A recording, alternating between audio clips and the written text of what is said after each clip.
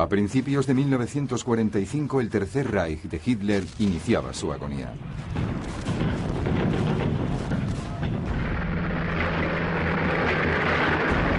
Por el oeste, las fuerzas aliadas habían llegado muy cerca del Rin. Por el este, el Ejército Rojo cruzaba la frontera polaca y entraba en Alemania.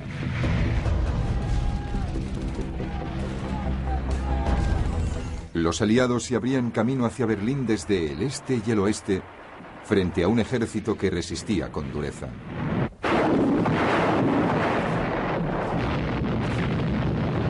Pero era un intento desesperado. En mayo de 1945, Hitler moriría y Alemania sería finalmente vencida.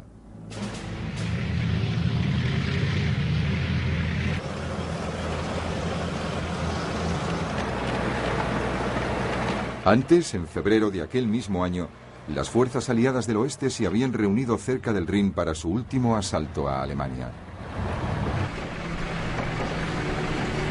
Al norte estaban las densas filas del 21º Grupo de Ejércitos al mando del mariscal de campo Werner Montgomery.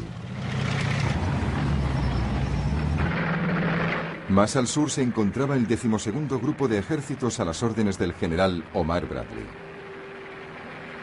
En esta formación se incluía el Tercer Ejército estadounidense dirigido por el general George Patton.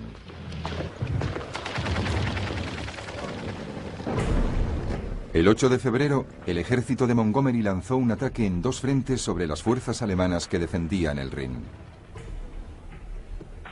El frente norte tuvo que abrirse camino por los bosques.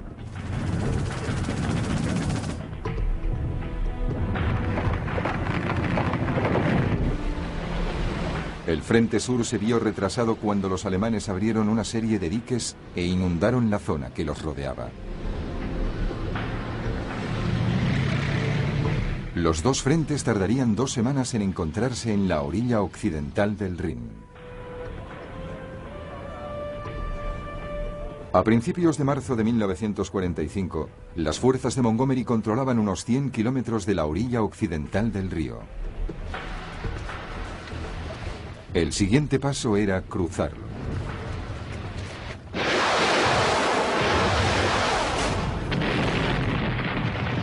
Al sur de las posiciones de Montgomery, el grupo de ejércitos de Bradley se dirigía también hacia el este, buscando una ruta para cruzar el río. El 7 de marzo de 1945 llegaron hasta el Rin a la altura de Colonia. Pero Hitler había ordenado destruir todos los puentes.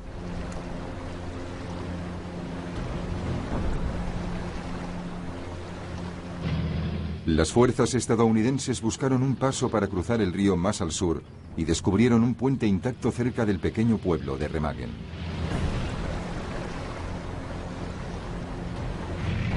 Corrieron hacia él dejando atrás la resistencia alemana que encontraban a su paso.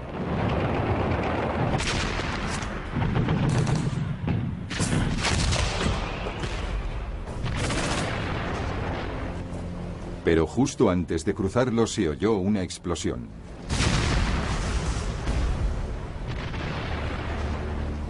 Contra todo pronóstico, el puente se mantuvo en pie.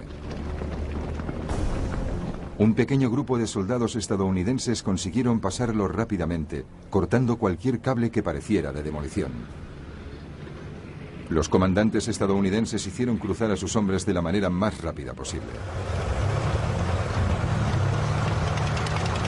Los aliados habían penetrado por fin en el corazón de Alemania.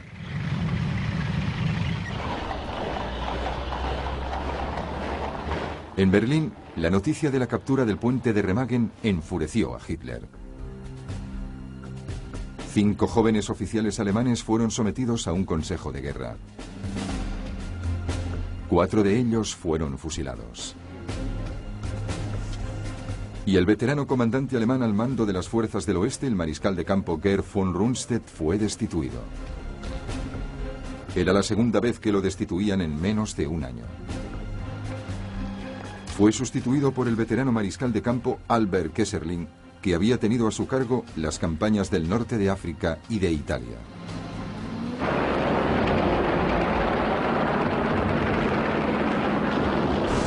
Durante la semana siguiente, los alemanes lanzaron varios ataques aéreos desesperados para intentar destruir el puente de Remagen. Pero no lo consiguieron.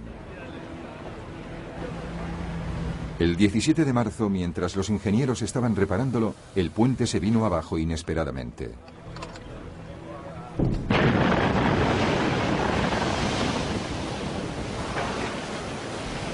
«28 hombres murieron en el accidente». La primera ofensiva aliada en tierra alemana había quedado bloqueada.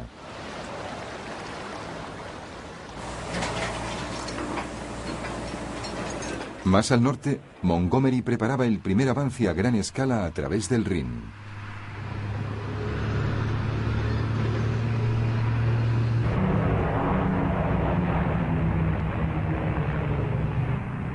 El 23 de marzo de 1945 lanzó un bombardeo aéreo sobre las fuerzas alemanas que defendían la orilla oriental del río.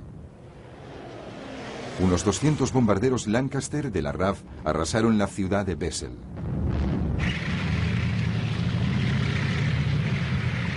Poco después, algunos comandos británicos cruzaban el río con vehículos anfibios Buffalo. Las fuerzas alemanas, desconcertadas, mostraron escasa resistencia.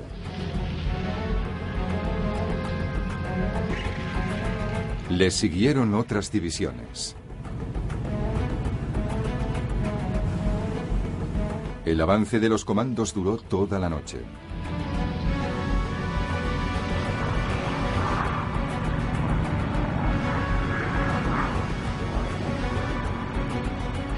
Al día siguiente, en la mayor operación aéreo-transportada de la guerra, 17.000 hombres de la 6ª División Aérea Británica y la 17ª estadounidense se lanzaron en paracaídas para hacerse con posiciones clave al este del río.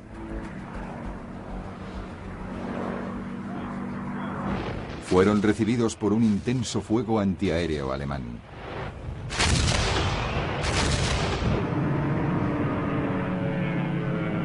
Un comunicado narrado de la época lo explicaba así. En poco tiempo, centenares de paracaidistas ejecutan sus peligrosos descensos. Apenas tocan tierra, ya entran en combate. Un planeador recibe disparos en el ala a solo 15 metros del suelo.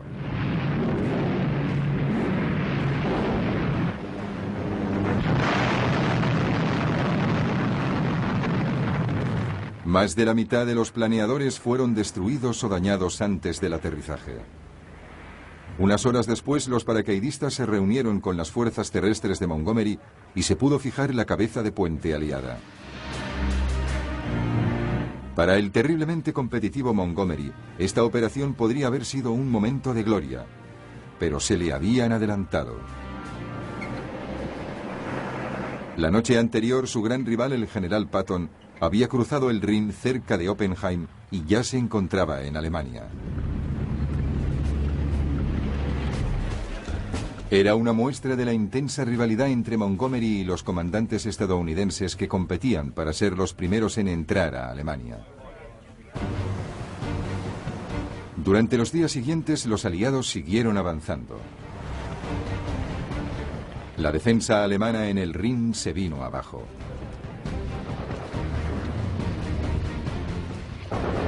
Al norte, Montgomery se adentraba cada vez más en Alemania, hacia Münster.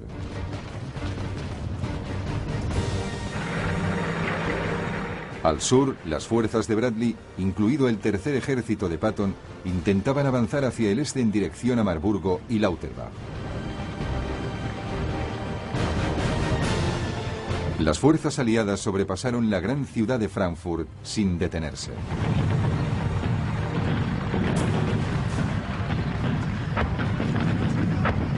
Las empecinadas tropas alemanas resistían ferozmente.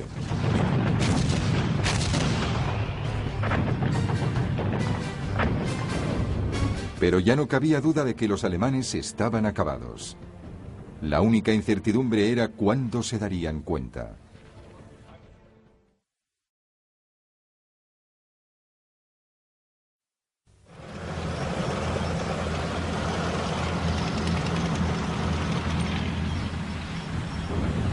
Mientras los aliados occidentales se abrían camino por Alemania Occidental, el Ejército Rojo se preparaba en Polonia para lanzar una gran ofensiva sobre la frontera oriental alemana. Las fuerzas de Hitler en la región estaban mal equipadas y mal preparadas para repeler un ataque. El suministro de armas se había retrasado tanto que solo podían usar fusiles de la Primera Guerra Mundial. El espionaje alemán estimaba que la infantería del Ejército Rojo les superaba en 11 hombres a 1. Los rusos tenían además muchos más tanques y artillería. A los alemanes no les quedaba nada. La reserva estratégica de Hitler ya se había utilizado en el frente occidental. El 12 de enero de 1945 se inició la ofensiva rusa con la acostumbrada descarga de artillería.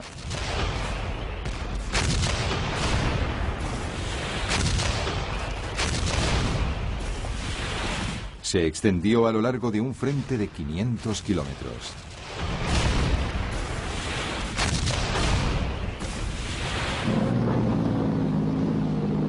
Una semana después, el Ejército Rojo entró en los restos devastados de Varsovia.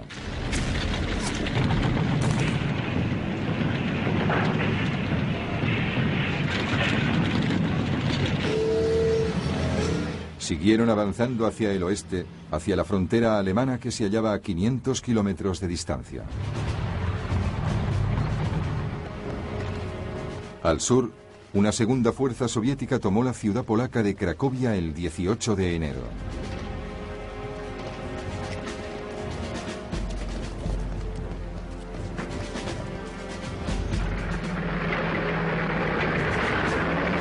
Las fuerzas soviéticas en su avance hacia el oeste, en un amplio frente a través de Polonia, iban dejando atrás focos de resistencia alemana en ciudades como Poznan y Breslavia.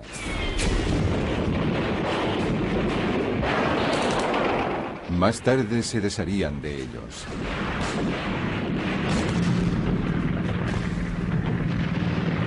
A finales de enero de 1945, las tropas soviéticas habían cruzado la frontera alemana y habían llegado al río Oder. Los rusos estaban apenas a 1 hora en coche de Berlín.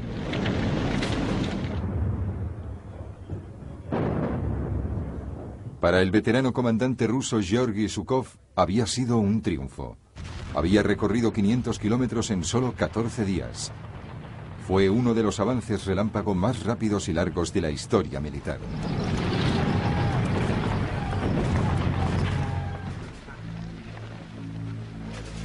Las tropas de Zhukov se detuvieron para descansar y recibir provisiones.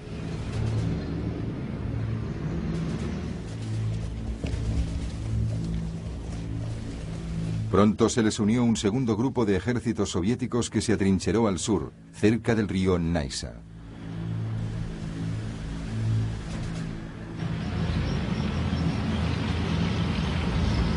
Mientras tanto, una tercera fuerza rusa acorralaba los restos de los ejércitos alemanes en el este de Prusia y en el puerto báltico de Königsberg, en la actual Kaliningrado.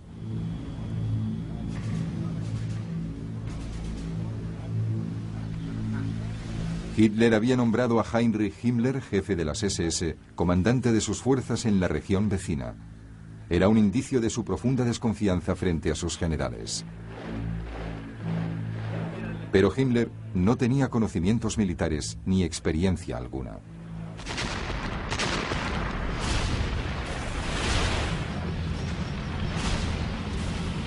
Durante febrero de 1945, las tropas al mando de Himmler fueron aplastadas por las fuerzas rusas que se desplazaban hacia el oeste.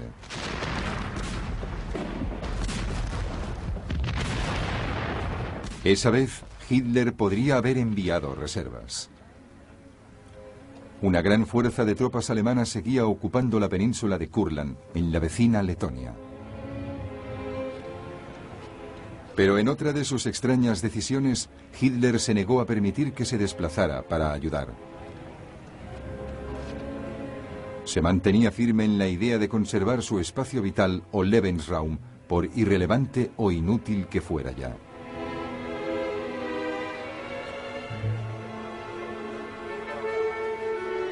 Eso significó que unos 200.000 soldados alemanes pasaron los últimos meses de la guerra sin hacer nada.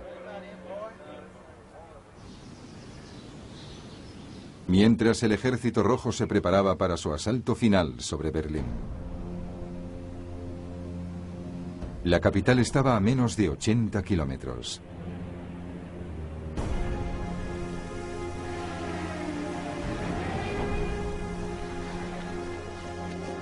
La inminente invasión soviética causó un pánico generalizado entre la población civil alemana. Los rusos habían vivido en primera persona los horrores perpetrados por los alemanes en la Unión Soviética. Habían sido testigos de la destrucción de pueblos y ciudades enteros y de la masacre de sus habitantes. Estaba claro que querían vengarse.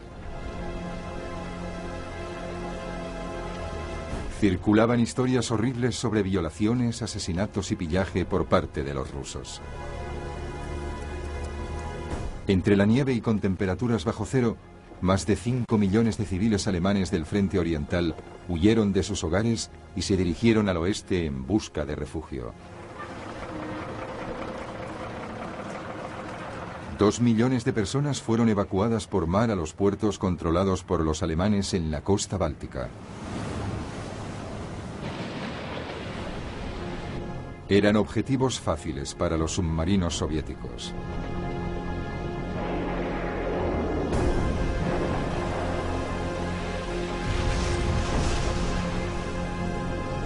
...24 barcos de pasajeros alemanes fueron torpedeados. Entre ellos estaba el crucero Wilhelm Gustloff, que llevaba más de 10.000 personas a bordo. Apenas 1.000 sobrevivieron, la mayor tragedia en vidas humanas en un solo incidente en el mar.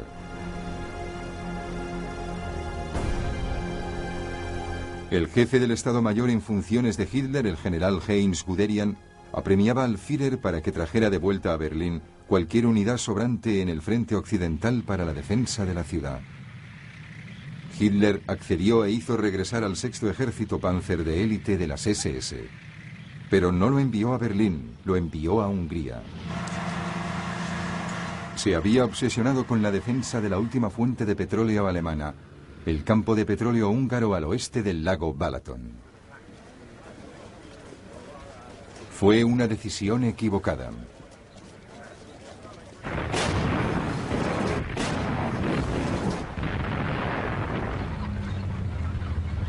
En Hungría, los Panzers se vieron totalmente superados por los rusos.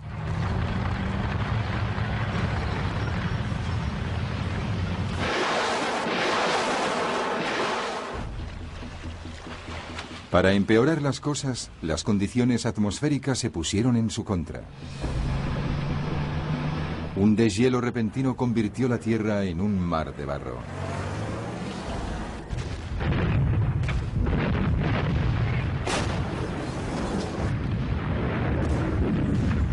Durante varios días, los Panzers lucharon por detener el avance ruso.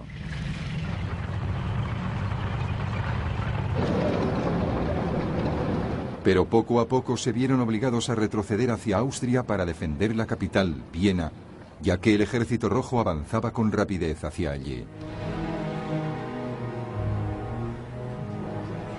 El 6º Ejército Panzer de las SS era una fuerza prácticamente derrotada. Su comandante, el general de las SS, Sepp Dietrich, lo sabía y no se hacía ilusiones al declarar: nos llamamos el 6º Ejército Panzer porque solo nos quedan 6 Panzers.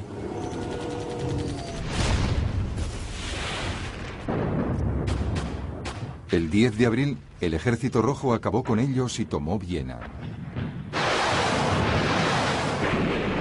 Al hacerlo surgió una nueva pregunta: ¿quién sería el primero en alcanzar Berlín? ¿Sería el Ejército Rojo o los aliados occidentales? La carrera por Berlín se había convertido en un asunto no solo militar, sino también político.